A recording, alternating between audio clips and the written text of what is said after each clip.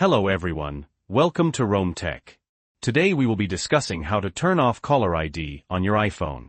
It's a really simple process, so let's get right to it. First, we need to open the Settings application on your iPhone. Then you want to scroll down, almost all the way to the bottom, until you find Phone. Tap on it to open. Now, scroll down again until you see the Calls section.